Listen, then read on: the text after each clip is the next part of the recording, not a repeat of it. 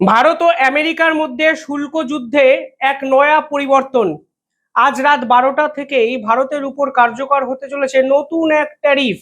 Donald Trump এবার বিশ্বের প্রায় 60টি দেশের উপর এই ধরনের ট্যারিফের ঘোষণা করলেন। ইসরায়েলের উপর 12.5% ট্যারিফ চাপানো হয়েছে আমেরিকার পক্ষ থেকে এবং ভারতের উপর সেই ট্যারিফের পরিমাণ 10%। হঠাৎ করে এমন কি হলো যাতে গোটা বিশ্ব রীতিমতো তোলপাড়। 60টা দেশের উপর ট্যারিফ মানে প্রায় গোটা বিশ্বের সমস্ত প্রভাবশালী রাষ্ট্রের উপরই এর প্রভাব পড়তে চলেছে আজ রাত 12টা থেকে। আজকের এই ভিডিওতে আমি ডিটেইলিং আলোচনা করব এক্স্যাক্টলি কি হয়েছে, ডোনাল্ড ট্রাম্প কি চাইছেন, ভারত ইসরায়েল এদের সঙ্গে ডোনাল্ড ট্রাম্পের এই ধরনের আচরণের কারণটাই বা কি। ভিডিওটি শেষ অবধি দেখবেন আর চ্যানেলটিকে ভালো লাগলে একটু সাবস্ক্রাইব করবেন, পাশে থাকা বেল আইকনটি ক্লিক করবেন। আর আমাদের চ্যানেলে সুপার চ্যাট এবং গিফটস দুটোই আপনারা দিতে পারেন, যদি মনে হয় দেওয়া প্রয়োজন আপনারা দিতেই পারেন ইন্ডিপেন্ডেন্ট জার্নালিজমকে সাপোর্ট করার জন্য। যাই হোক, আজকে হঠাৎ করে ডোনাল্ড ট্রাম্পের সরকার সিদ্ধান্ত নিয়েছেন যে তারা নতুন করে বিশ্ব জুড়ে যাদের যত তাদের ট্রেডিং পার্টনার আছে তাদের উপর ফোর্স লেবার ইস্যুতে ট্যারিফ চাপাবেন। অর্থাৎ ডোনাল্ড ট্রাম্পের আমেরিকা এখন মনে করছে এটি একটি মানবাধিকার রক্ষার লড়াই। তারা নেমেছে সেই লড়াইয়ে, যেখানে বিভিন্ন দেশ ফোর্স লেবার অর্থাৎ কর্মচারীদের কম বেতনে কাজ করায়, জোরপূর্বক কাজ করায়, যে কোনো একটা ধরনের হতে পারে।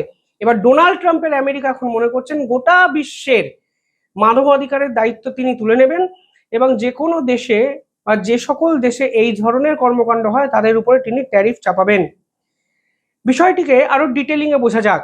আমেরিকার ট্রেড রিপ্রেজেন্টেটিভ বা ইউএসটিআর জাসমিন গিয়ার সেকশন 301 এর অধীনে বিশ্বব্যাপী 60টি দেশের উপর নতুন করে শুল্ক ঘোষণা করেন। আমেরিকার বক্তব্য হলো, যে সমস্ত দেশ জোরপূর্বক বা বাধ্যতামূলক শ্রমের মাধ্যমে পণ্য তৈরি করে এবং তা আন্তর্জাতিক বাজারে পাঠায় তাদের বিপক্ষে এই ধরনের পদক্ষেপ তারা নিয়েছে।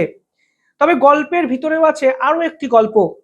প্রাথমিকভাবে ভারতের উপরে 12.5% শুল্ক বসানোর একটা পরিকল্পনা করা হলেও আমেরিকা শেষ অবধি সেই শুল্কের পরিমাণ 10% গিয়ে থেমে যায়। জুন মাসে ভারত তার ফরেন ট্রেড পলিসি সংশোধন করে বাধ্যতামূলক শ্রমে তৈরি পণ্য আমদানির উপর সরাসরি নিষেধাজ্ঞা জারি করেছিল তার আগেই। ভারতের এই দ্রুত সংশোধনের কারণেই ভারত সহ 17টি দেশের উপর এই ট্যারিফ কিন্তু কমিয়ে তিনি 10% করেছেন। যে 17টি দেশে 10%-এর ট্যারিফের মুখে পড়েছে তাদের মধ্যে উল্লেখযোগ্য দেশগুলি হলো ভারত, কানাডা, যুক্তরাষ্ট্র, বাংলাদেশ ও পাকিস্তান। অন্যদিকে চীন, জাপান সহ 43টি দেশের উপর এই ধরনের স্পষ্ট আইন যারা তৈরি করেনি তাদের উপর 12.5% ট্যারিফ তিনি চাপিয়েছেন, ইনক্লুডিং ইসরায়েল। এত ভালো সম্পর্ক হওয়া সত্ত্বেও ইসরায়েলের উপর এই ধরনের ট্যারিফ চাপানো আমার দৃঢ় বিশ্বাস নেতানিয়াহু সরকার ভালোভাবে নেবে না। 2026 সালে 24শে জুলাই অর্থাৎ আজকে হঠাৎ করে এই ঘোষণা কেন করলেন ডোনাল্ড ট্রাম্প? এর ভিতরে লুকিয়ে আছে আমেরিকার আভ্যন্তরীণ রাজনীতি ও আইনি জটিলতা।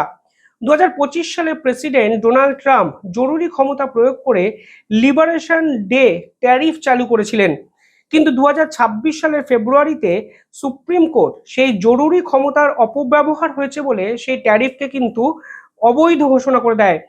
আদালতের রায়ের পরেই ডোনাল্ড ট্রাম্প প্রশাসন সাময়িকভাবে সব দেশের উপর যে 10% শুল্ক বসিয়েছিলেন তার সেটা কিন্তু আজকেই তার মেয়াদ শেষ হচ্ছে এবং তারপর থেকেই নতুন এক ট্যারিফের তিনি ঘোষণা করেছেন।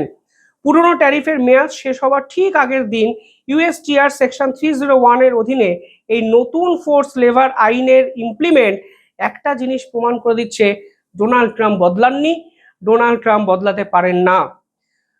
যুক্তরাষ্ট্র হলো ভারতের বৃহত্তম রপ্তানি বাজার এবং দ্বিতীয় বৃহত্তম বাণিজ্য অংশীদার। 2025 সালের হিসেব অনুযায়ী দুই দেশের মধ্যে প্রায় 141 বিলিয়ন ডলারের ব্যবসা হয়েছে, যার মধ্যে কেবল ভারত থেকেই আমেরিকায় রপ্তানি হয়েছে প্রায় 87.3 বিলিয়ন ডলারের পণ্য।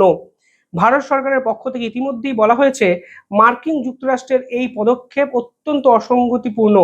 নয়াদিল্লির পরিষ্কার অবস্থান, এই ধরনের শ্রম সংক্রান্ত জটিলতা দ্বিপাক্ষিক আলোচনার বাণিজ্য আলোচনার অংশ হওয়া উচিত।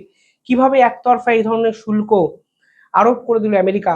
অর্থাৎ দুই দেশের মধ্যে কোনো আলোচনা না হয়েই এই ধরনের শুল্ক একটি রাষ্ট্র অন্য রাষ্ট্রের উপর চাপিয়ে দিচ্ছে, তাও আবার এমন একটা ইস্যু নিয়ে যেটি অন্য রাষ্ট্রের কেবল ইন্টারনাল ইস্যু, সেটাই কিন্তু আজকের দিনের সব থেকে বড় প্রশ্ন।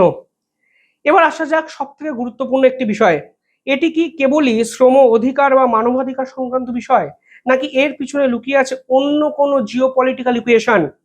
একটু খেয়াল করলেই দেখা যাবে যে একদিকে মার্কিন সিনেটে আনা বিল রাশিয়া থেকে তেল কেনার জন্য ভারতের উপর 100% শুল্ক চাপানোর হুঁশিয়ারি, অন্যদিকে সেকশন 301কে ব্যবহার করে বিশ্ব বাণিজ্যের উপর নিয়ন্ত্রণ রাখার চেষ্টা। আমেরিকা কিন্তু এক্ষেত্রে দুটোই করতে চাইছে। বাধ্যতামূলক শ্রমের ইস্যুটিকে সামনে এনে আমেরিকা আসলে দুটো কাজ করছে। প্রথমত, আন্তর্জাতিক বাজারে নিজের দেশের শিল্প এবং শ্রমিকদের সুরক্ষা নিশ্চিত করা। দ্বিতীয়ত, ভারত পাকিস্তানের মতো দেশগুলোকে অর্থনৈতিকভাবে বাণিজ্য চুক্তি আলোচনার পরেও একটি চাপ তৈরি করা, যেন এই ট্যারিফ কমাতে গিয়ে ভারতের মতো দেশ আমেরিকার সামনে ঝুঁকে যায় এবং আমেরিকার শর্তে কার্যত হ্যাঁতে হ্যাঁ মিলিয়ে এই ট্রেড এগ্রিমেন্টকে সই করে দেয়।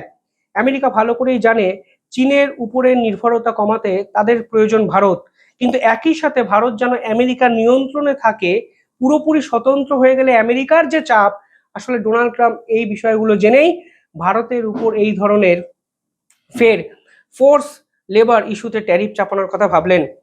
পরিশেষে বলা যায় যে এই যে ট্যারিফ খেলাটা ডোনাল্ড ট্রাম্প শুরু করছেন, ফের না ব্যাকফায়ার হয়ে যায়। এবার দেখুন, যদি 60টা রাষ্ট্র একসঙ্গে আমেরিকার মার্কেটকে বয়কট করে, তখন ডোনাল্ড ট্রাম্প কি করবেন? এই ট্যারিফ চাপানোর পর রাষ্ট্রগুলো তো অর্থনৈতিকভাবে ক্ষতিগ্রস্ত হবে, এ বিষয়ে কোনো ডাউট নেই, কিন্তু এই নির্দিষ্ট ক্ষতিকে যদি বাইপাস করে আমরা লং টার্মে ভাবি এবং আমেরিকাকে যদি বয়কট করি, তাহলে আমেরিকা সরকার কি করবে? ট্যারিফ ওয়ারের সময় ভারত যেভাবে মেরুদণ্ড সোজা রেখে সামনের সারিতে দাঁড়িয়ে লড়াই করেছে, তাতে একটা জিনিস পরিষ্কার, এই আমেরিকাও কিন্তু মাথা নোয়াতে বাধ্য হয়।